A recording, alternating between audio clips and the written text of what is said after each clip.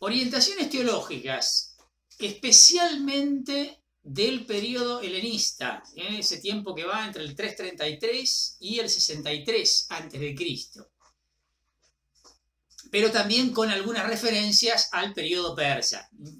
En grande serían las orientaciones teológicas que surgen después del exilio, en este gran momento que estamos analizando. Lo primero que vamos a tener que considerar es la cristalización de la tradición. La tradición se va como a definir, en donde va a quedar en claro los pilares de la identidad judía. Lo primero que va a resaltar el primero y segundo libro de los Macabeos es justamente la fidelidad a la ley.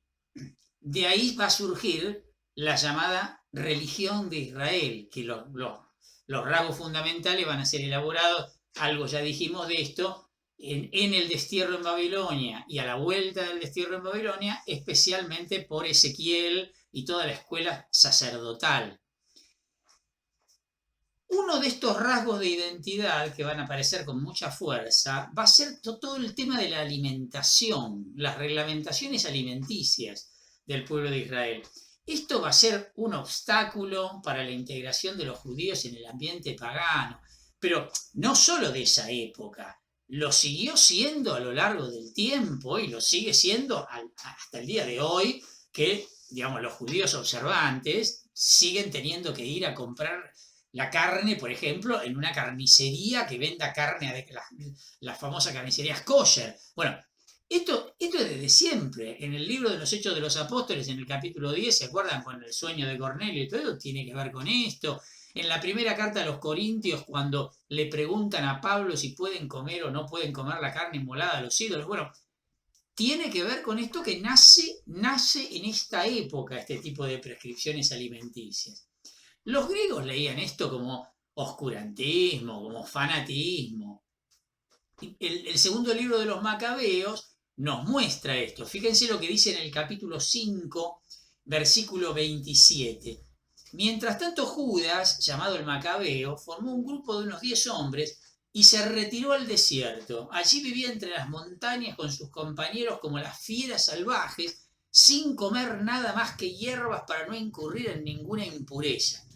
Este afán por el cumplimiento estricto de la ley. Y esto incluso los ha llegado a llevar al martirio. Ya después vamos a leer un texto en el capítulo 6 del segundo libro de los Macabeos, pero lo vamos a hacer en referencia a otra cosa, por eso lo dejo para más adelante.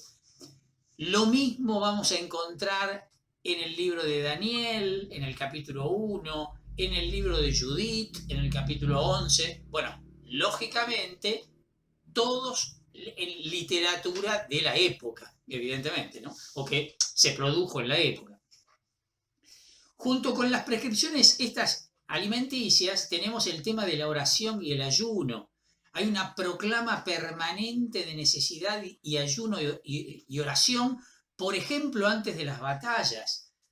Detrás está la idea de que la acción no puede dar fruto sin la asistencia divina, ¿no? Una concepción medio mágica de la fe y de los ritos. A mí me gusta decir cuando digo esto, que uno lo dice, mirá, en aquella época, ¿no? Qué supersticiosos, qué mágicos que eran, que consideraban que por ahí sí, no. Y muchas veces, yo no digo que sea así, porque además no se puede juzgar, ¿no? Pero muchas veces da la impresión, ¿no? Que hay algunas prácticas que tenemos nosotros que si no pasan por la magia de la señal de la cruz, o de ciertos ritos, o de la oración inicial. He escuchado alguna vez en alguna reunión a alguien que dijo, uy, che, nos olvidamos de rezar. Bueno, no estamos, digamos, esa reacción no está muy lejos de esto que estoy insinuando acá, ¿no? Y esto no va en detrimento del valor de la oración, pero digo, este tema de que porque rezo, porque tengo la estampita, porque tengo tal cosa, se provoca el efecto. Tremendo, tremendo. Y esto hasta lo seguimos conservando. Bien, el sábado, una inactividad casi total desde el viernes a la tarde, otra vez, una práctica extraña para el mundo pagano. ¿Cuál es el origen del sábado? El sábado aparece mucho en el Antiguo Testamento y justamente por aparecer mucho hay como distintos orígenes o motivos del sábado. En algunos lugares aparece como con un sentido humanitario, con un sentido de descanso. En otros está ligado al recuerdo de la salida de Egipto. En otros como consumación de la creación, los que hacen la referencia a la institución del sábado en el séptimo día de la creación, considerado también como signo de alianza de Dios con el pueblo. Hay un montón de textos que hacen referencia al sábado. Leo uno a modo como de síntesis, ¿no? Éxodo 20, 8, 12 dice: acuérdate del día sábado para santificarlo. Durante 6 días trabajarás y harás todas tus tareas. Pero el séptimo es día de descanso en honor del Señor tu Dios. En él no harán ningún trabajo ni tú, ni tu hijo, ni tu hija, ni tu esclavo, ni tu esclava, ni tus animales, ni el extranjero que reside en tus ciudades. Porque en 6 días el Señor Dios hizo el cielo y la tierra, el mar y todo lo que hay en ellos, pero el séptimo día descansó. Por eso el Señor bendijo el día sábado y lo declaró santo.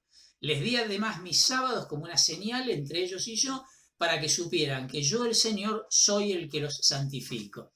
Y un poquito más adelante, en el versículo 20, en el mismo capítulo 20, santifiquen mis sábados, que ellos sean una señal entre ustedes y yo, para que se sepa que yo el Señor soy su Dios. Este tal vez sea uno de los pasajes, todos juntitos, donde aparecen más indicaciones, todas en el mismo lugar, de las distintas referencias que tiene el sábado. En Deuteronomio 5, 12, 15, en el versículo, leo nada más que el versículo 15, recuerda que fuiste esclavo en Egipto y que el Señor te hizo salir de allí con el poder de su mano y la fuerza de su brazo. Por eso el Señor tu Dios te manda a celebrar el día sábado.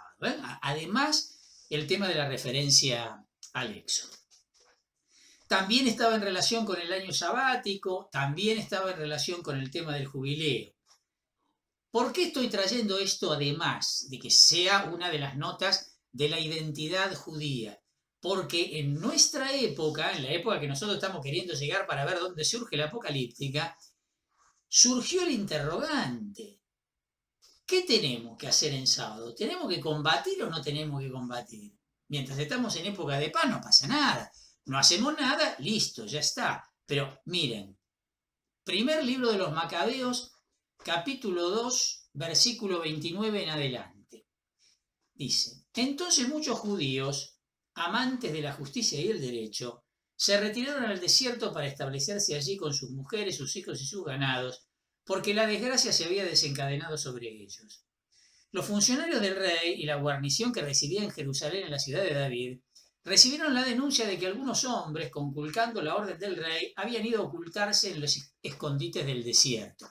Se entiende, ¿no? Estamos en plena persecución. Entonces, un modo de escapar de eso, se fueron y se fueron al desierto.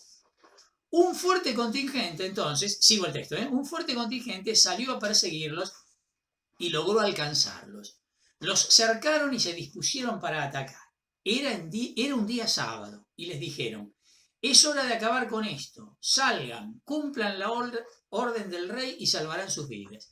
Ellos respondieron: no saldremos ni obedeceremos la orden real, profanando así el sábado. Inmediatamente los atacaron, pero ellos no se defendieron, ni siquiera arrojándoles piedras o cerrando la entrada de sus refugios. Muramos todos, decían, manteniendo nuestra integridad. El cielo y la tierra son testigos de que ustedes nos hacen perecer injustamente. Así fueron atacados en pleno sábado y perecieron los hombres con sus mujeres, sus hijos y el ganado. Eran en total unas 1000 personas. Al enterarse de lo ocurrido, Matatías y sus amigos se lamentaron amargamente por las víctimas, pero dijeron: si todos nos comportamos como nuestros hermanos y no peleamos contra esta gente en defensa de nuestras vidas y de nuestras costumbres, muy pronto nos exterminarán de la tierra. Y aquel mismo día resolvieron lo siguiente: hagamos frente a todo el que venga a atacarnos en día sábado para no morir como nuestros hermanos en sus refugios. Miren hasta qué punto llegaba el afán del cumplimiento del sábado, que en una primera instancia prefirieron la muerte con tal de no violar las prescripciones de la ley en torno al tema del sábado. Luego tuvieron que replantear la situación porque si no, como dice el final, más vale, los iban a hacer desaparecer. Y el otro elemento, digamos, el otro pilar sobre el cual se va a fundar la identidad judía, que también se establece en esta época, es el signo de la pertenencia al pueblo, la circuncisión, una práctica común en el Próximo Oriente. La particularidad que tenía en el pueblo de Israel era la edad en que se realizaba esto, que es al 8º día de nacimiento. Normalmente era una práctica que se hacía al comienzo de la vida sexual activa, alrededor de los 12, 13 años. Fíjense la importancia que para el pueblo de Israel tenía estas instituciones, por llamarlo de alguna manera, que ¿dónde las fundamentaron? Si ustedes se fijan, el fundamento de cada una de estas, especialmente de las tres, la del sábado, la alimenticia y la circuncisión, están fundadas en el libro del Génesis. El sábado está fundado en el capítulo 2 del Génesis, versículo 3, al final del primer relato de la creación, ni más ni menos, en el primer texto de la Biblia. El segundo está a la vuelta del diluvio, en el capítulo 9, versículo 4, cuando le dice a Noé y a su familia prácticamente las mismas palabras que le había dicho a Adán y Eva: multiplíquense, llenen la tierra, sométanla, etcétera, etcétera. Y cuando llega el momento de qué es lo que pueden comer, ahora van a poder matar los animales. Pero entonces agarra y les dice: pero se van a tener que abstener de la sangre, que aparece en el versículo 4, eso, ¿no? Y la circuncisión, ¿dónde está fundamentada? En el capítulo 17 del libro del Génesis, que es el relato de la alianza que Dios hace con Abraham, el relato de tradición sacerdotal, justamente, en donde el signo de la alianza va a ser la circuncisión, ¿no? Entonces, es interesantísimo esto. Estas instituciones empiezan a tomar vigor en el sentido de identidad del pueblo de Israel recién ahora, en el destierro. Sin embargo, se las llevan para allá, ¿no? Como diciendo, esto viene desde el principio, ¿no? A mí me gusta siempre hacer una pregunta simpática, ¿no? Respecto del primer relato de la creación, y siempre digo, Dios creó en 6 días y al séptimo descansó, ¿porque los judíos descansan en sábado? ¿O los judíos descansan en sábado porque Dios creó en 6 días y al séptimo día descansó? ¿Cuál sería la premisa correcta? La premisa correcta es la primera. La creación está contada de esa manera para poder fundamentar el sábado, para justificar que nosotros estamos descansando en sábado. No es que nosotros descansamos en sábado porque Dios creó en 6 días y al séptimo día descansó. ¿Qué sé yo cómo creó Dios la creación? Ese relato, ¿se acuerdan, no? Biblia, Pentateuco. Ese relato es el relato sacerdotal. Se escribió en esta época, el primer relato de la creación. Fantástico, fantástico. Bueno, junto con estas instituciones tenemos que agregar también el templo y la liturgia. El sentido del primer templo era albergar el arca.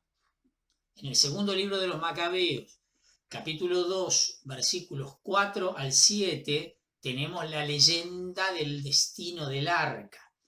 Dice: se decía en el escrito cómo el profeta, advertido por un oráculo, mandó llevar con él la carpa y el arca y como partió hacia la montaña donde Moisés había subido para contemplar la herencia de Dios. Al llegar Jeremías encontró una caverna. Allí introdujo la carpa, el arca y el altar del incienso y clausuró la entrada. Algunos de sus acompañantes volvieron para poner señales en el camino, pero no pudieron encontrarlo. Y cuando Jeremías se enteró de esto, los reprendió diciéndoles: ese lugar quedará ignorado hasta que Dios tenga misericordia de su pueblo y lo reúna. Fantástico relato. Gracias a este relato se pudo hacer, Spielberg pudo hacer Indiana Jones y el Arca Perdida, ¿sí? Porque quedó el misterio de que está escondida en una cueva en medio de la montaña y que nadie sabe dónde es. Fantástico, fantástico. Rescata la tradición del arca, que más bien había quedado en suspenso desde el destierro en Babilonia, cuando Nabucodonosor destruye el templo de Jerusalén, lo quema, y de ahí en más no se habla nunca más del arca. Desapareció de la faz de la tierra. Bueno, hasta esta leyenda en el segundo libro de los Macabeos. Yo recién hablé del primer templo. El primer templo es el templo de Salomón, que reemplazó a lo que venía siendo la tienda del encuentro. Cuando todavía vivían como seminómadas, había una tienda que hacía las veces de templo. Luego, cuando se sedentarizan en la época de la monarquía, Salomón es el que construye el primer templo, destruido por Babilonia en el 587. Luego de la vuelta del destierro, en la época de Esdras y Nehemías, se reconstruye el templo. Ahí empezamos a hablar de la época del segundo templo.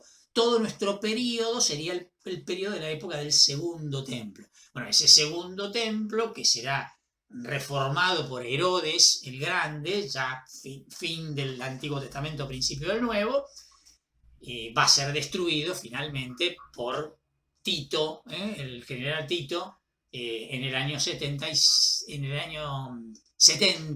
de la era cristiana, y ya después nunca más se va a volver a reconstruir. El sentido del segundo templo reconstruido, al no tener el Arca de la Alianza, era la presencia de Dios en medio del pueblo, y era el centro de las grandes fiestas de peregrinación que realizaban los judíos, ¿no? Se convirtió en el símbolo de la restauración teocrática. Era un modo de decir, Yahvé es nuestro Dios y nos gobierna desde su templo, por decirlo de algún modo. En esta época, especialmente en el periodo griego, o sea, al final del Antiguo Testamento, va a aparecer con mucha fuerza la institución de la sinagoga. La palabra sinagoga tuvo un recorrido muy, muy parecido a nuestra palabra iglesia. De hecho, igual que nuestra palabra iglesia, sinagoga significa reunión. O sea, designa a la gente reunida. Terminó designando el edificio. Hoy hablamos de la sinagoga de la calle Libertad, pero en realidad la palabra se refiere a la reunión. Fíjense, en el libro de los Hechos de los Apóstoles, capítulo 15, versículo 21, dice: desde hace muchísimo tiempo, en efecto, Moisés tiene en cada ciudad sus predicadores que leen la ley en la sinagoga todos los sábados. ¿Ven? En realidad, la sinagoga, ¿qué es lo que está anticipando? Y está anticipando lo que terminó siendo la fe del pueblo de Israel sin el templo, cuando el templo esté destruido, cuando el templo ya esté ausente. Otra institución que tenemos que nombrar, clave, es el sacerdocio. Con respecto a los libros que nosotros habíamos considerado como las fuentes de este periodo, que son el primero y el segundo libro de los Macabeos, hay una gran diferencia entre ellos. El segundo libro de los Macabeos no se interesa mucho por los sumos sacerdotes. Es el primer libro de los Macabeos. ¿Se acuerdan que habíamos dicho que era un escrito medio partidista? ¿Sí? Bueno, se refiere a los sacerdotes de una forma muy detallada, porque está justamente a favor de la dinastía asmonea, ¿no? Las familias sacerdotales dominantes van a pertenecer a la ascendencia de Sadoc. Por eso de ahí va a venir el nombre que van a recibir este grupo, que va a concentrar todo el poder en Israel a partir de esta época, que son los saduceos. Un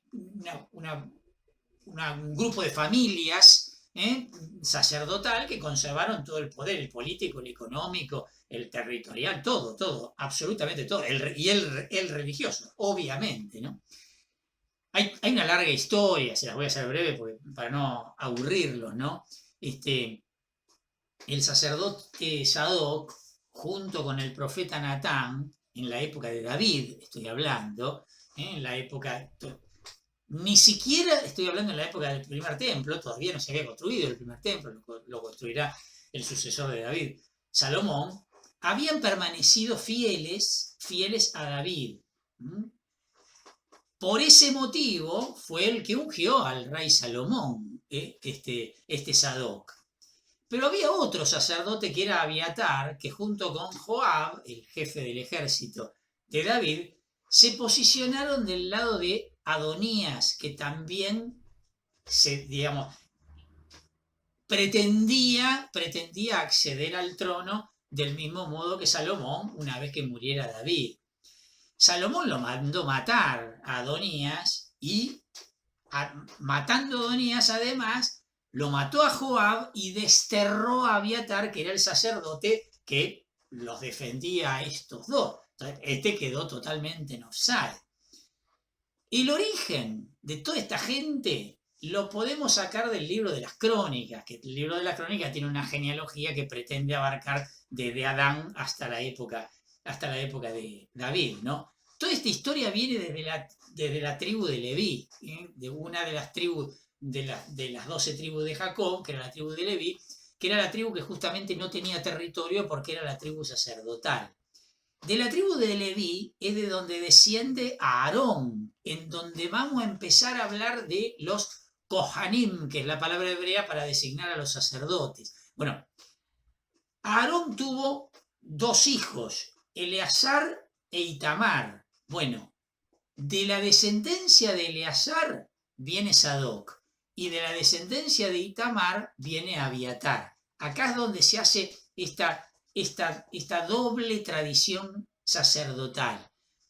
Los de Sadoc fueron los que terminaron quedándose con la preeminencia y, como les decía recién, con todo el poder. La descendencia de Abiatar conservaron el culto como pudieron durante el destierro. Les leo nada más como muestra lo que dice en el libro de Ezequiel, capítulo 44, versículos 10 al 16. Miren cómo está explicada esta diferencia de categorías entre los sacerdotes en Israel. Los levitas son los descendientes de Leví, ¿no? Dice: los levitas que me abandonaron cuando Israel se descarriaba lejos de mí para seguir a sus ídolos, cargarán con su culpa. Ellos tendrán a su cargo en mi santuario la custodia de las puertas de la casa y el cuidado de la casa. Ellos inmolarán el holocausto y el sacrificio para el pueblo y estarán ante el pueblo para servirlo, porque ellos los sirvieron delante de sus ídolos e hicieron caer en la iniquidad a la casa de Israel. Por eso yo levanto mi mano contra ellos, oráculo del Señor, y ellos cargarán con su culpa. No se aproximarán a mí para ejercer la función sacerdotal, ni se aproximarán a mis cosas santas, las cosas santísimas, sino que cargarán con el oprobio y las abominaciones que cometieron. Yo los pongo como encargados del cuidado de la casa y de todo el servicio que deba prestarse en ella. En cambio, los sacerdotes levíticos, hijos de Sadoc, que ejercieron el ministerio en mi santuario cuando Israel se descarriaba lejos de mí, se acercarán a mí para servirme y estarán en mi presencia para ofrecerme la gracia y la sangre, oráculo del Señor. Ellos entrarán en mi santuario, se acercarán a mi mesa para servirme y se encargarán de mi servicio. Bueno, queda claro. En este momento se están estableciendo estas categorías y se está dejando claro quiénes son los que van a tener el poder de aquí en adelante. Y nada menos que a través del profeta Ezequiel. Derivado de esto, va a venir más adelante lo que nosotros conocemos como el Sanedrín, que viene de una palabra griega sinedria, que significa colegio, congregación, ¿no? Se establece definitivamente en el periodo romano. Hay algunos antecedentes en el primer libro de los Macabeos. A medida que pasa el tiempo, el sacerdocio va a ir quedando cada vez más sometido al poder político. Esto respecto al sacerdocio. ¿Qué decir de la monarquía? Y la monarquía termina definitivamente. ¿Por qué? Y porque justamente con la dinastía Asmonea van a ser los sacerdotes los que van a oficiar de autoridad, si se quiere, al estilo de lo que antiguamente era la monarquía. Y con el rey Herodes directamente es un payaso, digamos, es un payaso puesto por el emperador. Ya habíamos dicho algo al final de la vez pasada cuando hablábamos del periodo romano. Entonces, la monarquía, listo, fuera. Y el profetismo, bueno, va a ocurrir en este periodo lo que llamamos el fin de la profecía. Empieza el silencio profético. Digamos, la esperanza profética se va a proyectar en la figura de Moisés, pero en el regreso de Moisés, digamos, ¿no? Simbólico, y en la figura de Elías. Acuérdense de la increíble frase del súplica, mejor, más que frase del libro de Isaías, en el capítulo 63, versículo 19, cuando dice: desde hace mucho tiempo tú no nos gobiernas y ya no somos llamados por tu nombre. Si rasgaras el cielo y descendieras, las montañas se disolverían delante de ti. Ya vamos a hablar, en esta época aparece una imagen como, claro, como estamos en época de dolor, en época de persecución, en época de martirio, la sensación es que Dios nos abandonó, porque si Dios estuviese con nosotros no nos estarían pasando las calamidades que nos están pasando. Entonces apareció la imagen del cielo cerrado, del cielo que se cerró. No hay comunicación entre Dios y nosotros. Se rompió la relación. Entonces, Isaías acá está diciendo: Señor, si rompieses los cielos y bajases, ¿no? ¿Cuándo se van a romper los cielos? ¿Cuándo se va a abrir el cielo y se va a volver a escuchar la voz de Dios? En el bautismo de Jesús. La imagen del cielo abierto en el bautismo de Jesús no es inocente, no es inocente. Está queriendo significar, se realizó la esperanza mesiánica, ¿no? De Isaías 63, 19. Con esto terminamos esta primera parte de las instituciones teológicas en orden, de las orientaciones teológicas en orden a las instituciones de Israel.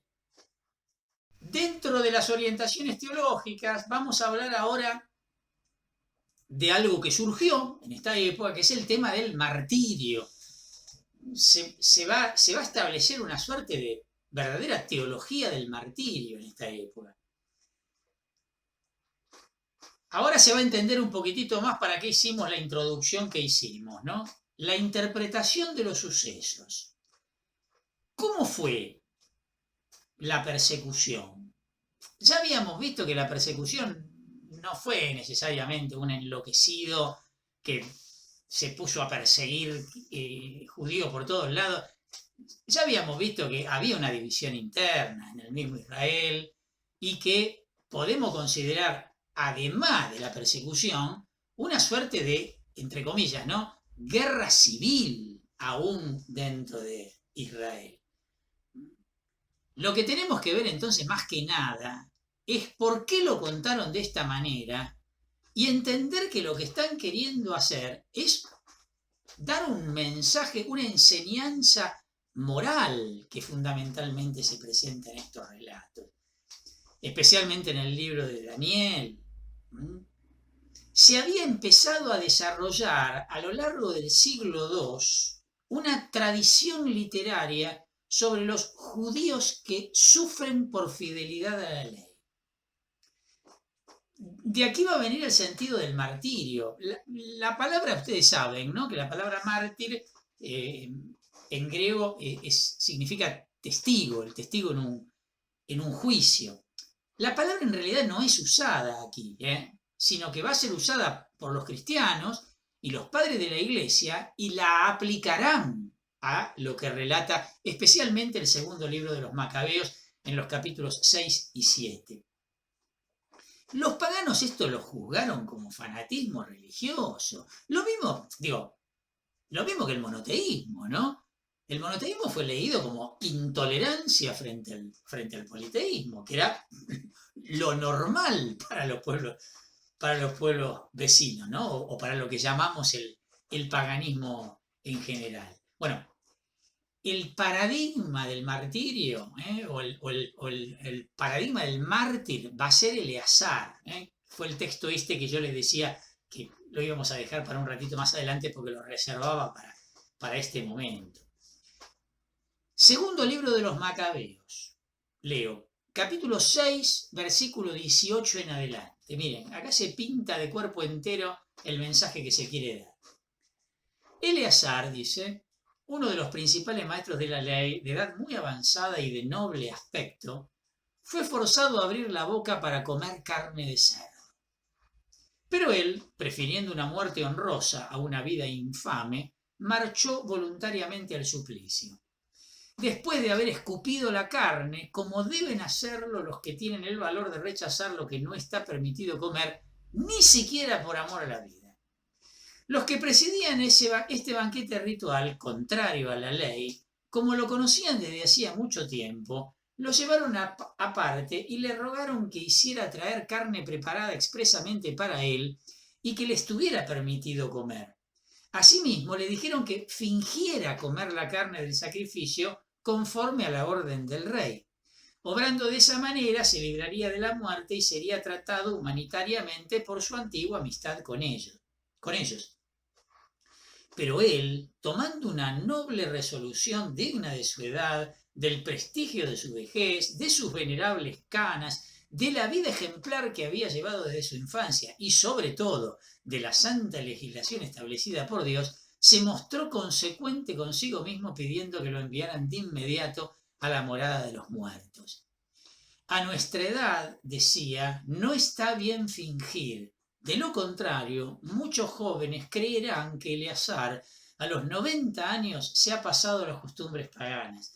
Entonces también ellos, a causa de mi simulación y de mi apego a lo poco que me resta de vida, se desviarán por culpa mía y yo atraeré sobre mi vejez la infamia y el deshonor. Porque aunque ahora me librara del castigo de los hombres, no podría escapar ni vivo ni muerto de las manos del Todopoderoso. Por eso me mostraré digno de mi vejez, entregando mi vida valientemente. Así dejaré a los jóvenes un noble ejemplo al morir con entusiasmo y generosidad por las venerables y santas leyes.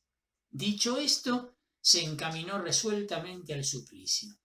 Al oír estas palabras, que consideraban una verdadera locura, los que lo conducían cambiaron en crueldad la benevolencia que antes le habían demostrado.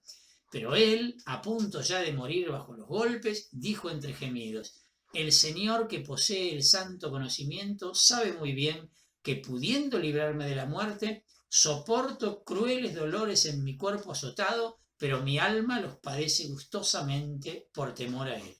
De este modo, Eleazar deja al morir no solo a los jóvenes, sino a la nación entera, su propia muerte como ejemplo de generosidad y como recuerdo de su virtud. Fantástico, está clarísimo lo que acabamos de decir. Evidentemente, lo más importante de este relato, independientemente de si ocurrió o no ocurrió, no me interesa, es el mensaje moral que está transmitiendo. Clarísimamente. En situación de persecución, solo una toma de posición clara y pública era capaz de atestiguar la fidelidad de la ley. Además de esto, el martirio va a tener una función de intercesión. En el segundo libro de los Macabeos, capítulo 7, versículo 32-33, va a decir: es verdad que nosotros padecemos a causa de nuestros propios pecados, pero si el Señor viviente se ha irritado por un tiempo para castigarnos y corregirnos, Él volverá a reconciliarse con sus servidores. Hay como una acción que busca la reconciliación con Dios. Saquemos cuenta de algo. Los que sufren el martirio son los fieles a la ley, porque además están asumiendo como una responsabilidad colectiva. Esto representa una paradoja respecto a la moral tradicional. Acuérdense cuál era la moral tradicional, que venía establecida desde el libro del Deuteronomio. Yo pongo ante ti vida o muerte, por favor elige la vida. ¿Cuál era la tesis que había formulado el Deuteronomio? Si vos sos fiel a la alianza, si el pueblo es fiel a la alianza, Yahvé va a estar con el pueblo y le va a ir todo bien. Ahora, si el pueblo no es fiel a la alianza, no es fiel a la ley, Dios queda libre de su compromiso. Por lo tanto, quedará librado su propia suerte el pueblo. A partir de acá, toda la historia de Israel va a ser leída bajo esta fórmula. Cuando les fue bien es porque Dios estaba con ellos, Y cuando les fue mal es porque ellos se habían alejado de Dios. No porque Dios los abandonó, no. Era porque ellos se habían alejado de Dios. Esa es la conclusión que va a hacer Ezequiel del destierro. Digamos, ¿cuál es la fórmula de Ezequiel? Esto que yo decía la otra vez que lo había compartido en un retiro espiritual. Nosotros somos el pueblo elegido, el pueblo santificado por Dios. Y por eso, porque somos el pueblo santo, Dios nos dio una tierra santa donde habitar. Como nosotros nos prostituimos, violamos la alianza con Dios, no merecemos más estar en la tierra santa, porque dejamos de ser el pueblo santo. Y por eso estamos en el destierro. En la medida en que volvamos a la ley, en la medida en que volvamos a ser santos, vamos a poder volver a la tierra santa. Este es el mensaje de Ezequiel. El famoso texto de Ezequiel 36, los reuniré de todas las naciones donde fueron dispersados, los rociaré con agua pura y quedarán purificados, los purificaré de todas sus impurezas, les quitaré el corazón de piedra y les pondré un corazón de carne, para que vivan cumpliendo según mis mandatos. Ustedes serán mi pueblo y yo seré su Dios. O sea, se restablece la alianza. Y por eso se puede volver a la tierra. Fantástico. Ahora, todo esto entra en crisis acá. Porque acá los que padecen son los fieles a la ley. Esos son los perseguidos acá. Acá los que se salvan son los chantas. Son los que no cumplen la ley. Los que zafan. Se armó un lío bárbaro acá, ¿eh? Segundo libro de los Macabeos pretende dar una respuesta a esta situación porque se da cuenta que se le quemaron todos los papeles. Se le quemaron todos los papeles. Miren lo que dice. 2 Macabeos, capítulo 6, versículo 12. Ruego a los lectores de este libro que no se dejen impresionar por estas calamidades. miren qué simpática la advertencia. Piensen más bien que estos castigos no han sucedido para la ruina, sino para la educación de nuestro pueblo. Porque es una señal de gran benevolencia no tolerar por mucho tiempo a los impíos, sino infligirles rápidamente un castigo. Antes de castigar a las otras naciones, el soberano espera pacientemente que colmen la medida de sus pecados. Pero con nosotros ha decidido obrar de otra manera, para no tener que castigarnos más tarde cuando nuestros pecados hayan llegado al colmo. Miren la vuelta que le da. Por eso nunca retira de nosotros su misericordia. Y aunque corrige a su pueblo por medio de la adversidad, no lo abandona. Que esto sirva solamente para recordar ciertas verdades. Y después de estas consideraciones, prosigamos con la narración. Claro, el autor se está dando cuenta que está escandalizando a la gente con este relato. Porque está diciendo que ocurre lo contrario de lo que se creía. Está poniendo en crisis la fe directamente contando esta historia. La persecución pasa a ser un castigo justo como consecuencia de las desviaciones introducidas por el helenismo, por la helenización. Pero no anuncia una catástrofe definitiva. No. Es una purificación. Dale. Entonces, fíjense, la prueba del martirio está ordenada a la salvación del pueblo. Buenísimo. Para que haya persecución tiene que haber un perseguidor. Y para que haya martirio tiene que haber alguien que torture, que martirice. Bueno, ¿quién va a ser el prototipo del perseguidor martirizador? Antíoco IV Epífanes. Me lo presenta el segundo libro de los Macabeos dirigiendo personalmente las torturas, cosa históricamente improbable. Se lo presenta cometiendo el sacrilegio de quererse igualar a Dios, o sea, ponerse por encima de Dios. El pecado por excelencia, el pecado en su máxima expresión.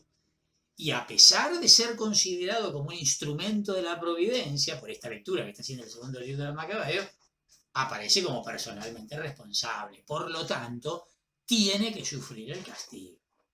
Vamos a leer dos textos que son increíbles, increíbles. El primero del primer libro de los Macabeos. Vamos a leer. 1 Macabeos 6, 8 en adelante. Capítulo 6, versículo 8 en adelante. Al oír tales noticias, el rey quedó consternado, presa de una violenta agitación, y se cayó en cama enfermo de tristeza porque las cosas no le habían salido como él deseaba. Así pasó muchos días sin poder librarse de su melancolía hasta que sintió que se iba a morir. Entonces hizo venir a todos sus amigos y les dijo: no puedo conciliar el sueño y me siento de fallecer. Yo me pregunto, ¿cómo he llegado al estado de aflicción y de amargura en que ahora me encuentro? Yo, que era generoso y amado mientras ejercía el poder, pero ahora caigo en la cuenta de los males que causé en Jerusalén cuando robé los objetos de plata y oro que había allí y mandé exterminar sin motivo a los habitantes de Judá. Reconozco que por eso me suceden todos estos males y muero de pesadumbre en tierra extranjera. Luego llamó a Filipo, uno de sus amigos, y lo puso al frente de todo su reino. Le entregó su diadema, su manto y su anillo, encargándole que dirigiera a su hijo Antíoco y lo educara para que fuera rey. El rey Antíoco murió en aquel lugar el año 149. Cuando Lisias se enteró de la muerte del rey, puso en el trono a su hijo Antíoco, que él había educado desde niño, dándole el sobrenombre de Eupator. ¿Ven? Muere consternado y reconociendo que su padecimiento es por causa del mal que le había hecho a los judíos. Miren la lectura. Sin embargo, esta no es nada, pero nada en comparación de nuestro próximo texto. Segundo libro de los Macabeos, capítulo 9, versículo 1 en adelante. Escuchen, no tiene desperdicio. Por ese tiempo, Antíoco tuvo que retirarse precipitadamente de las regiones de Persia. En efecto, después de haber entrado en la ciudad llamada Persépolis, intentó saquear el templo y apoderarse de la ciudad. Pero el pueblo se amotinó y se defendió con las armas. Antíoco, derrotado por la gente del país, tuvo que emprender una vergonzosa retirada. Cuando estaba en Ecbátana, recibió la noticia de lo que le había sucedido a Nicanor y a las tropas de Timoteo. El triunfo de Judas Macabeo es este, ¿no? La noticia esa. Enfurecido a causa de esto, pensaba desquitarse con los judíos de la afrenta que le habían inferido los que le obligaron a emprender la retirada. Entonces ordenó a la auriga que condujera el carro sin parar hasta el fin del trayecto. Pero en realidad ya era inminente el juicio del cielo, porque él había dicho, lleno de arrogancia: al llegar allí haré de Jerusalén un cementerio de judíos. El Señor, que todo lo ve, el Dios de Israel, lo castigó con un mal incurable e invisible. Apenas pronunciadas estas palabras, sintió un intenso dolor intestinal con agudos retorcijones internos. Todo esto era muy justo, porque él había atormentado las entrañas de los demás con tantos y tan refinados suplicios.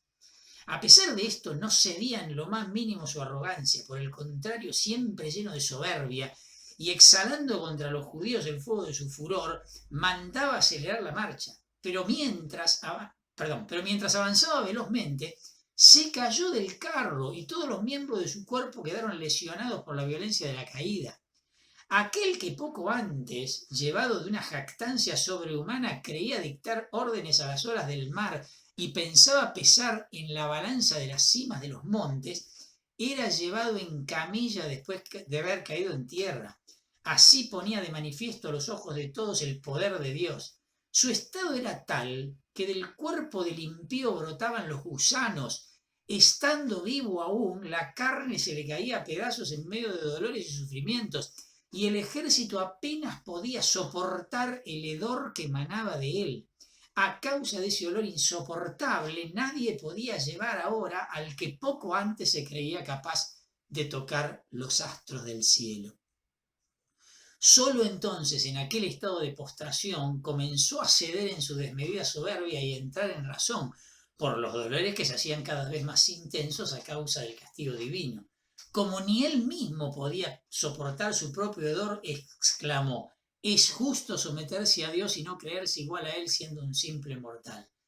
Aquel malvado rogaba al soberano, de quien ya no alcanzaría misericordia, prometiendo que declararía libre la ciudad santa a la que antes se había dirigido rápidamente para arrasarla y convertirla en un en un cementerio, que equipararía con los atenienses a todos aquellos judíos que había considerado dignos no de una sepultura, sino de ser arrojados junto con sus hijos como pasto de las fieras y de las aves de rapiña, que adornaría con los más hermosos presentes el templo santo que antes había saqueado, que devolvería con creces los objetos sagrados y que proveería con sus propios ingresos los fondos necesarios para los sacrificios, y que finalmente se haría judío y recorrería todos los lugares habitados proclamando el poder de Dios.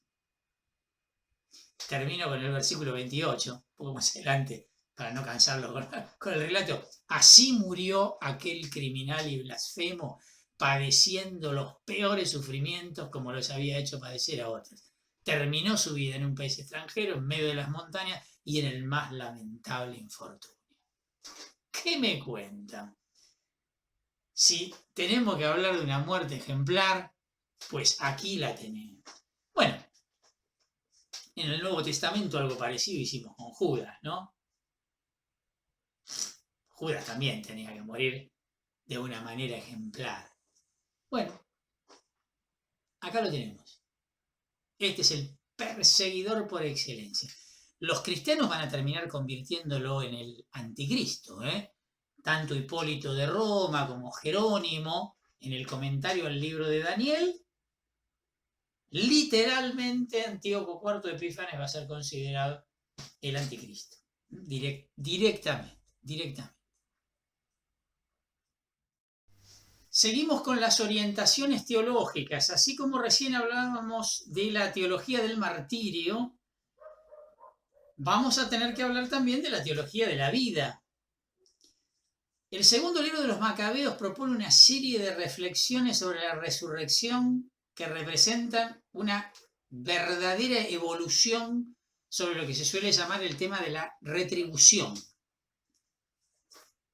Vamos a mirar, aunque sea muy rápido, las concepciones tradicionales. Nunca se pensó en la posibilidad de una muerte como algo definitivo. Generalmente la muerte era considerada una suerte como de vida disminuida, un mundo triste, el mundo de los muertos, inaccesible para los vivos. Primeramente era considerado como algo igual para todos, luego empieza a manifestarse como una suerte de categorías. Por ejemplo, entre los griegos, en el libro de la Odisea, primero se plantea la muerte como igual para todos, pero luego los bienaventurados iban a los campos elíseos, por ejemplo. Hay como una jerarquización. La concepción semítica, que a nosotros nos interesa más, en la historia patriarcal, cada vez que hay alguna muerte, se habla de reunirse con sus padres. La muerte aparece como un destino común a todos, incluso como algo casi les diría como algo natural. Ya en el relato del Génesis también, ¿no?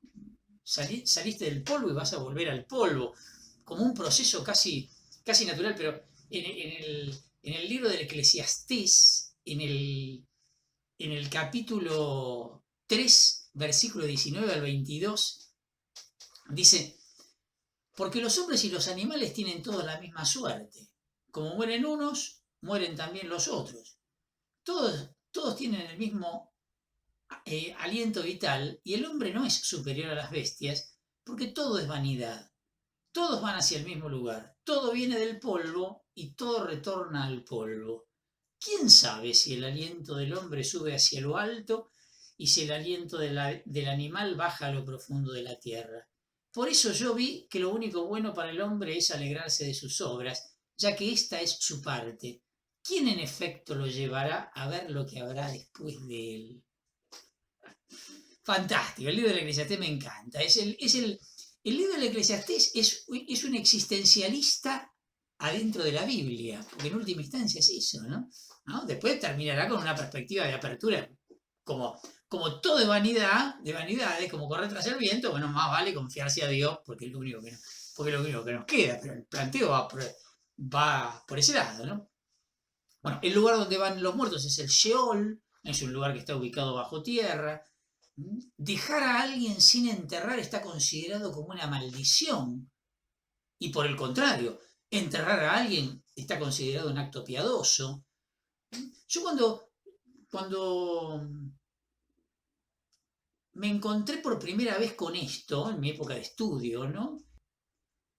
Recordaba el tiempo nuestro tiempo de los desaparecidos, ¿no?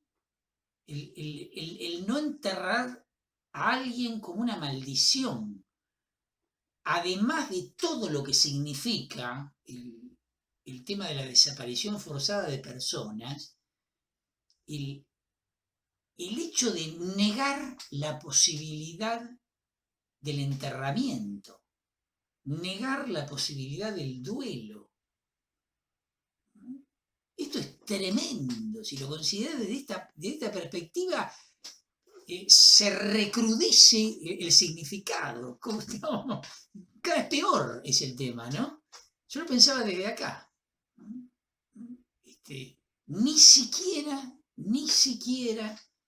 la posibilidad de tener el cuerpo para poder enterrarlo. No. Es la desaparición de la persona. No. Tremendo. Bueno, me hace pensar esto cada vez que paso por acá. La vida terrena entonces representa el bien supremo, ¿sí? Esta vida es el espacio donde puede darse la retribución, si justamente con la muerte pasa esto. Por eso lo que decíamos hace un ratito, la tesis del libro del Deuteronomio, ¿no? El justo, o para el justo, la felicidad. Para el injusto, la desdicha. Ahora, todo esto entra en crisis. Ni que hablar el libro de Job. El libro de Job es una bomba atómica a la tesis del Antiguo Testamento. Y lo contrario de todo. El que es bueno, fiel, justo, cumplidor de todo, sufre. Sufre como un condenado. Bueno, un montón de salmos, un montón de proverbios también, ¿no? Incluso, ¿no? ¿Por qué triunfa el malvado? Una pregunta que nos podemos seguir haciendo hasta el día de hoy. Perdón, que nos podemos seguir haciendo hasta el día de hoy. No, que nos seguimos haciendo hasta el día de hoy. Y más de una vez nosotros seguimos respondiendo con Dios adentro, ¿eh? Como que Dios tiene que ver. Nosotros también hablamos de pruebas. Dios no te va a poder probar más allá de lo que, de lo que puedas soportar. Y no, Dios te está probando, no te preocupes. Tremendo. Hasta la lectura de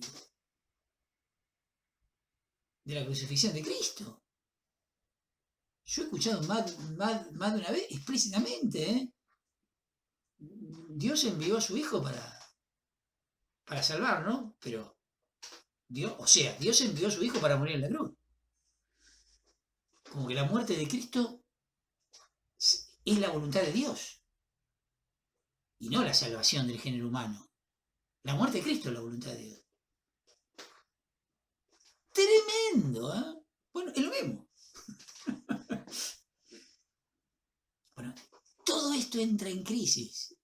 Perdonen que use la misma imagen. Se quemaron todos los papeles. Nos quedamos sin papeles. Nos quedamos sin respuesta. Los amigos de Job, cuando lo van a ver, le responden con todas estas tesis tradicionales. Y Job dice, no. ¿Y cómo termina el libro de Job? Que Dios reprueba a los amigos de Job. Le dice, no es así. ¿Cómo es? ¿Qué sé yo? No sé. Sí, digamos, sí, nosotros tenemos la respuesta. Cristo en la cruz y la respuesta. Transformando el dolor en signo de amor. El dolor, que era sinónimo de pecado, el que sufre es porque algo habrá hecho. ¿Le suena algo esto? El que le va mal es porque algo habrá hecho. No, en Cristo es signo del amor. Esa es la voluntad de Dios. Dios no manda a su Hijo a morir. Dios es el que está muriendo en la cruz. Él está muriendo en la cruz. Él está asumiendo el dolor. Tenemos una imagen re infantil. Papá que manda al nene. Y decís, es un atorrante. Que venga él a morir, lo manda al pibe a morir. No, por Dios, saquemos esa imagen de la cabeza. Esa Trinidad, papi nene. Bueno, sí, papito, te hago caso. Getsemaní es, bueno, sí, papito, te hago caso. No, por favor, siempre Dios, el sujeto de las acciones. ¿No? Teología pura, esto, qué sé yo. Todas las acciones de Dios son obras de la Trinidad, en paquete. Dios es Dios, punto. Bueno, todo esto entra en crisis. Y esto es clave para nosotros, es clave para nosotros. ¿Cómo se sistematiza esto en el destierro? Después del destierro, quiero decir. Que Dios fue vencido por Marduk, porque este es el modo como se entendía, ¿eh? Cuando peleaban dos, el derrotado, ¿qué significaba? Que los dioses del derrotado habían sido vencidos por los dioses del victorioso. Por lo tanto, los verdaderos dioses son los dioses del victorioso. Entonces te cambiaba de Dios. Y era lógico esto. Bueno, Israel zafa de esto. Por todo este discurso de Ezequiel, por toda esta lectura que hace el segundo libro de los Macabeos. Dios nos ha castigado. Dios sigue teniendo el poder. ¿Y por qué estamos sufriendo si somos su pueblo? Porque nos está castigando. Por nuestra infidelidad. Esta es la lectura. Es la lectura que hacen los tipos. Genial. La idea del Dios Todopoderoso, creador de todo, está en la base del mensaje. Bueno, pensemos, por favor, lo acabamos de citar hace un ratito. El relato del Génesis se construye en este momento, a la vuelta del destierro. El Dios Todopoderoso, creador del cielo y de la tierra. Ese es nuestro Dios. Estemos bien o estemos mal. El capítulo 37 de Ezequiel, ¿se acuerdan el relato de los huesos secos que se empiezan a llenar de carne? Es como ese ejército que vuelve. Se inaugura de manera indirecta la argumentación de una vuelta de los difuntos a la vida. Porque al haberse quemado los papeles de la tesis anterior, y ahora empezamos a mirar que entonces la retribución no era en esta vida. La retribución debe ser en la otra. ¿Me siguen cómo es la evolución del... Entonces aparece la esperanza de la resurrección. En el primer libro de los Macabeos, ausente. ¿Pero por qué? Tiene su razón. Porque el primer libro de los Macabeos, ¿se acuerdan que habíamos dicho? Un texto partidista y que saca las consecuencias políticas del conflicto. No le interesa. No es un libro religioso el primer libro de los Macabeos. ¿Dónde va a estar formulado esto? Clarísimamente. En el libro de Daniel, que despliega toda una visión global, una verdadera teología de la historia, ¿sí? En el libro de Daniel explícitamente va a aparecer el tema de la resurrección, y en el segundo libro de los Macabeos, que va a dar la verdadera enseñanza sobre la resurrección de esta época. Vamos a analizar un poquitito lo del segundo libro de los Macabeos. Primero hay podríamos decirlo de esta manera, una superación de la negación de la posibilidad de una retribución después de la muerte, que no estaba planteada todavía. Bueno, a ver, se abre la posibilidad que esto pueda ser.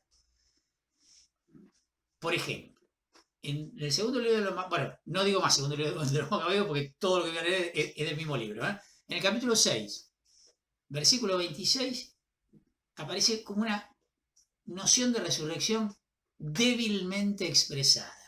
Miren cómo lo dice.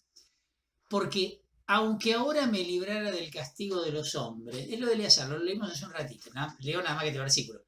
Aunque ahora me librara del castigo de los hombres, no podría escapar ni vivo ni muerto de las manos del Todopoderoso. ¿Que Dios tiene poder aún después de muerto? ¿Cómo es esto? Capítulo 7, versículo 6. El Señor Dios nos está viendo y tiene compasión de nosotros, como lo declaró Moisés en el canto que atestigua claramente, el Señor se apiadará de sus servidores. Un futuro. Luego tenemos algunos trocitos del texto en donde hay una noción de resurrección clarísimamente expresada. Capítulo 12, versículo 43-45. Y después de haber recolectado entre sus hombres unas 2000 dracmas, las envió a Jerusalén para que se ofreciera un sacrificio por el pecado. Porque entre los que habían muerto, se encontraron algunos ídolos, qué sé yo, qué esto y lo otro. Entonces, bueno, entonces se murieron por esto, ¿sí? Como lectura lineal, ¿no? Como tenían ídolos, truc, se mueren. Entonces, realiza una colecta y lo envía a Jerusalén para realizar un sacrificio por el pecado. Sigo leyendo. Él realizó este hermoso y noble gesto con el pensamiento puesto en la resurrección. Porque si no hubiera esperado que los caídos en la batalla iban a resucitar, habría sido inútil y superfluo orar por los difuntos. Además, él tenía presente la magnífica recompensa que está reservada a los que mueren piadosamente, y este es un pensamiento santo y piadoso. Por eso mandó ofrecer el sacrificio de expiación por los muertos, para que fueran librados de su pecado. Dos cosas tremendas hay en este texto. La fe clarísima en la resurrección y el tema de la intercesión por los muertos aparece acá.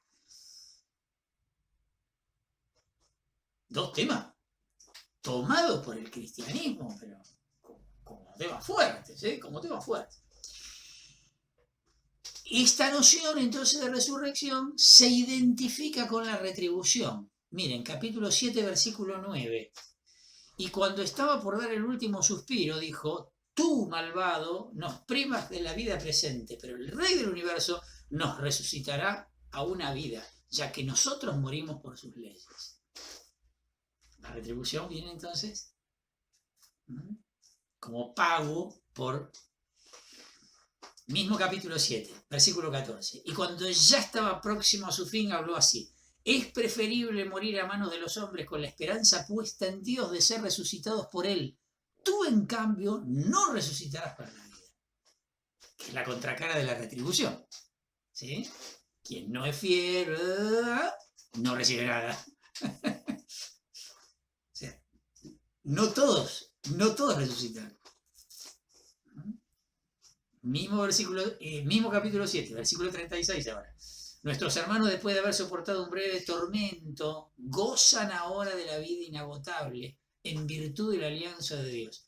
Pero tú, por el justo juicio de Dios, soportarás la pena merecida por tu soberbia. Otra vez, lo mismo. Gozan ahora de la vida inagotable. Están más avanzados que nosotros, hablamos del fin de los tiempos. Entonces notemos, el perseguidor no participa de esta suerte, de esta retribución. Pero ¿cómo será la resurrección? Y viene acá la dificultad por la profunda unidad bíblica. Este es otro tema nuestro también, tremendo. Esperen, ahora lo planteo. En el segundo libro de los Macabeos, capítulo 7, versículo 11, dice, y dijo con valentía, yo he recibido estos miembros como un don del cielo, pero ahora los desprecio por amor a sus leyes y espero recibirlos nuevamente de él. Los miembros. Los desprecio ahora, pero espero recibirlos de vuelta. Versículo 22, mismo capítulo 7. Yo no sé cómo ustedes aparecieron en mis entrañas, habla la madre, obviamente, ¿no? Ni fui yo la que les dio el espíritu y la vida, ni la que ordenó armoniosamente los miembros de su cuerpo. Pero sé que el creador del universo, el que plasmó al hombre en su nacimiento y determinó el origen de todas las cosas, les devolverá misericordiosamente el espíritu y la vida, ya que ustedes se olviden ahora de sí mismos por amor de sus leyes. Versículo 28. Yo te suplico, hijo mío, que mires al cielo y a la tierra, y al ver todo lo que hay en ellos, reconozcas que Dios lo hizo todo de la nada y que también el género humano fue hecho de la misma manera. porque todo es obra de Dios. Entonces Dios tiene poder sobre todo lo que hizo. Esto que es muy complicado, y que le va a costar a Pablo el que no lo entiendan. ¿Se acuerdan el famoso capítulo 17 del libro de los Hechos de los Apóstoles? Que Pablo está en el Areópago de Atenas y se pone a predicar. Yo vengo a hablarles de señala la estatua del Dios desconocido, ¿no? Y va bárbaro, lo escuchan y se entusiasman con el bebé, hasta que habló de la resurrección de los muertos. Claro, anda a hablarle de la resurrección de los muertos a un griego, a un pagano. Griego, no, griego más que pagano, un griego. Que está esperando, está esperando que el alma por fin se libere de esta cárcel, de este lastre que significa el cuerpo. Y entonces, ¿qué? Lo tuve que soportar toda la vida, el cuerpo, y ahora vos me querés llevar allá con cuerpo, vos estás loco. Yo no quiero saber nada con esto que estás predicando. Eso es lo que le están diciendo a Pablo. Eso es lo que le están diciendo a Pablo. Pero la mentalidad judía no es así.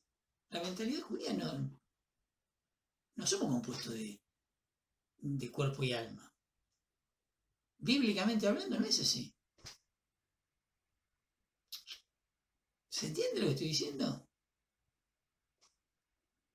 Y es más, y nosotros somos la esquizofrenia, pero somos la esquizofrenia personificada, somos el prototipo de la esquizofrenia. Porque ¿cómo formulamos nosotros nuestra fe en cómo somos? Acuérdense del catecismo. ¿Qué es el hombre? El hombre, el catecismo viejo estoy hablando, ¿eh? El hombre es una criatura racional compuesta de cuerpo mortal y alma espiritual. Usa la palabra compuesta. Por lo tanto es un compuesto. Somos el resultado de dos compuestos. Y me atrevo a afirmar que el 90% de los cristianos católicos cree esto. Y me atrevo a decir que el 90% de los cristianos católicos cree que cuando nos morimos, el cuerpo queda acá y el alma se va con Dios. Y que de eso se trata la resurrección.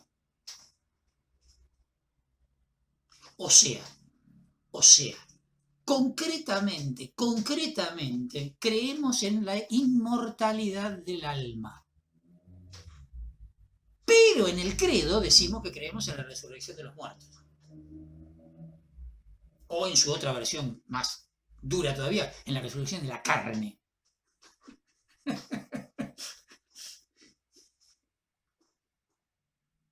¿Y en qué quedamos? ¿Creemos en la resurrección de los muertos o creemos en la inmortalidad del alma? En la inmortalidad del alma creían los griegos.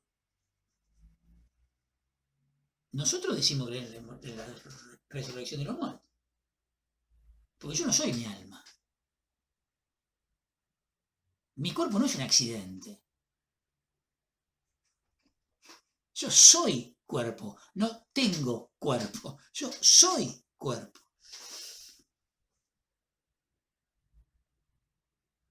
Y el cuerpo que tengo me lo dio Dios. Es tan bueno como todo. Yo soy esto que soy. Y si hay promesa de resurrección, es a mí, a esto que soy. ¿Usted qué? ¿Esta carne de estos huesos? No necesariamente. No estoy diciendo eso. Es más, los gusanos me garantizan que no debe ser así. No. Pero la promesa de resurrección es a mí, no a algo de mí. Yo no soy mi alma.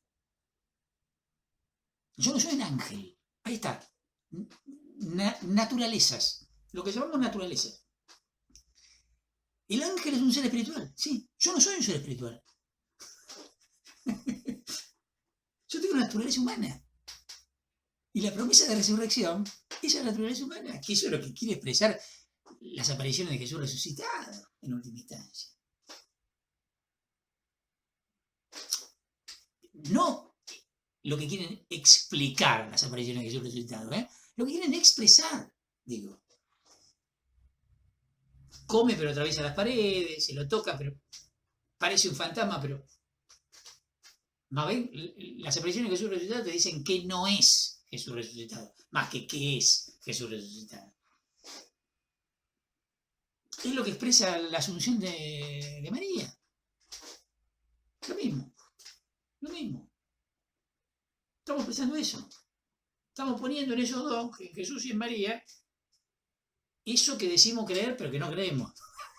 No sé cómo decirlo. No sé cómo decirlo porque es indecible. No se puede explicar esto. No se puede explicar. Pablo, en la primera carta a los Corintios, capítulo 15, del versículo 35 en adelante, ustedes preguntarán, alguien preguntará, ¿y cómo resucitan los muertos? ¿Y qué es lo primero que dice Pablo? Necio, tu pregunta no tiene sentido. ¿Qué sé yo? Dice Pablo.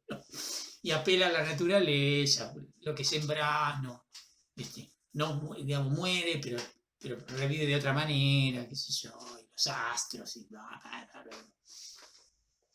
Se siembra un cubo y llega a la ridiculez. Al final dice, se siembra un cuerpo puramente espiritual, resucitará un cuerpo espiritual. Oh, ¿cómo? ¿Cuerpo espiritual? ¡Puf! Explota la cabeza. Si para mí cuerpo es cuerpo, espíritu es espíritu. No, un cuerpo espiritual. ¿Y cómo es eso? ¿Qué es eso? No tengo la menor idea. Pero esto es lo que creemos nosotros, no creemos en la inmortalidad del alma. Entonces, claro, con la mentalidad judía, ¿sí? La mentalidad bíblica para nosotros, esto es difícil de explicar. Los griegos lo tienen fácil para explicar. Como la cosa está dividida por dos, listo, ya está. Y más, casi no se necesita ni fe para creer que el alma es inmortal.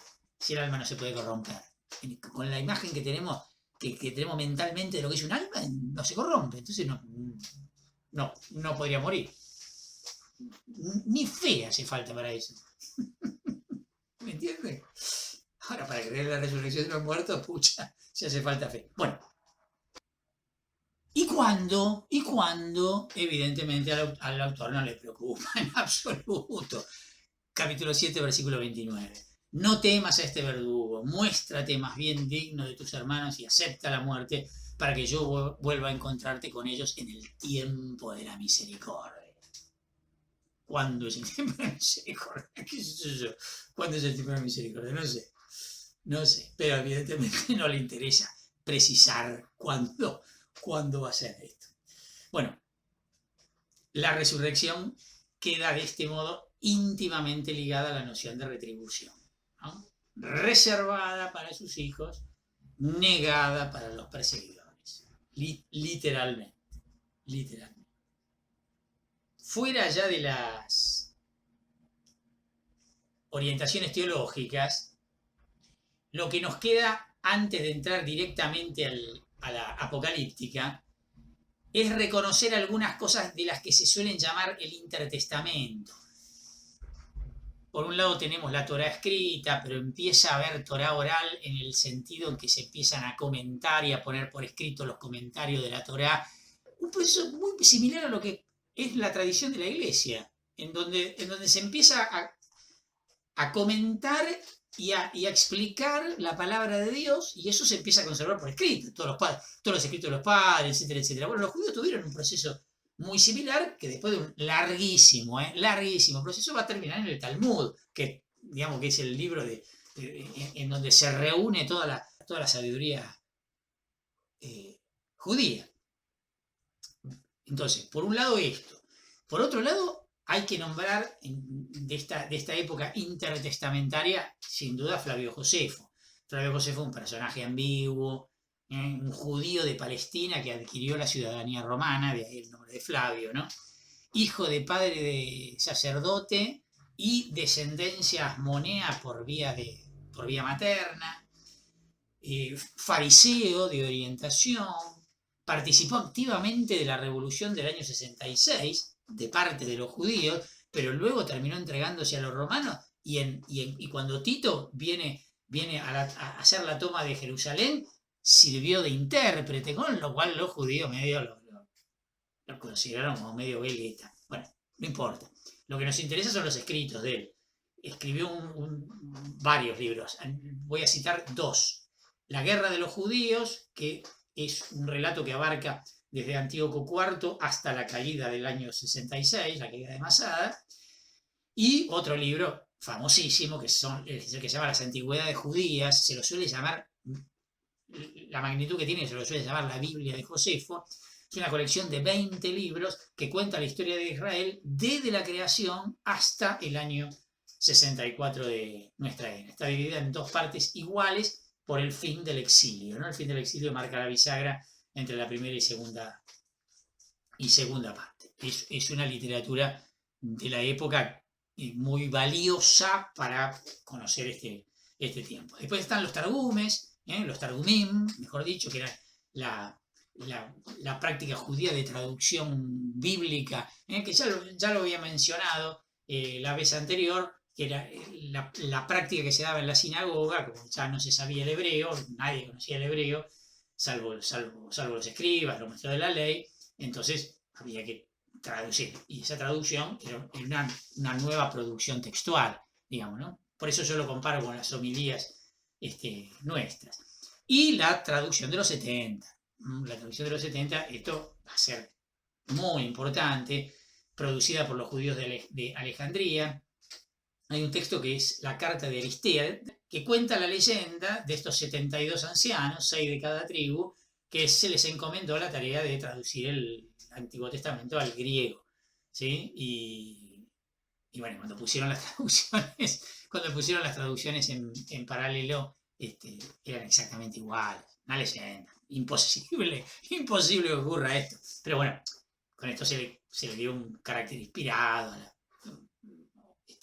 sagrado a la traducción. Representa un nuevo texto, como toda traducción. Es la primera vez que aparece el término G-Biblos, la Biblia, concretamente, ¿no? Tiene añadidos cuantitativos, estos famosos libros deuterocanónicos, que están en la versión de los 70, pero no están en el texto hebreo, Tobías, Judith, Sabiduría, Eclesiástico, Baruch y 1 y 2 Macabeos, y tiene partes de Daniel y de Esther. Los libros de Daniel y de Esther están en hebreo, pero en la versión griega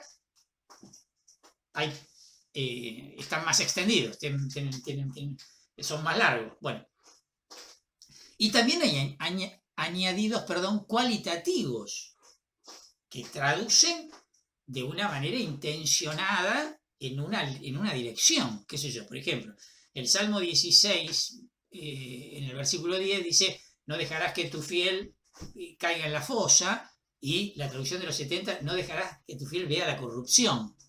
¿Ven? Y además que tiene mucho que ver con lo que estábamos diciendo. Hay como una suerte de retribución. Justamente mi cuerpo no se va a corromper, el cuerpo del fiel no se va a corromper. Entonces está en línea con esto que está apareciendo recién al final del Antiguo Testamento. El Salmo viene de otra época, cuando era el Sheol donde iba la fosa.